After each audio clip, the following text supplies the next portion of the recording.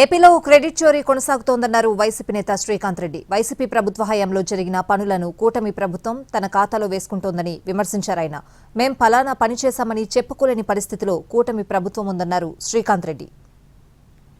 Credit చోరీ అన్నటువంటిది గతంలో కూడా చెప్పాం, అది అలాగే కొనసాగుతూనే ఉంది ప్రతి విషయంలో. మొన్న వైజాగ్లో అదానీ గూగుల్ సెంటర్ దగ్గర నుంచి అనేక రంగాలలో దాని ఆధారంతో సహా చూపించాం.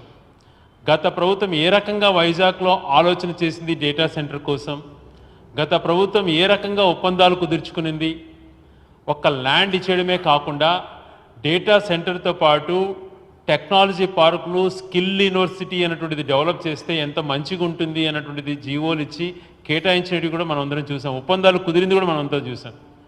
అది క్రెడిట్ చోరీనే.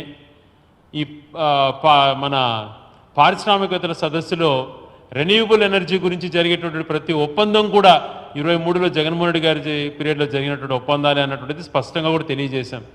అనేక పథకాలలో కూడా ఆటో వాళ్ళకి ఇచ్చిన దగ్గర నుంచి, అమ్మఒడి దగ్గర నుంచి పేర్లు మార్చుకుంటున్నాడు తప్పితే తనకంటూ ఏది చేయకుండా ఆ క్రెడిట్ చోరీ చేసేటువంటిదే తను చేస్తున్నాడు.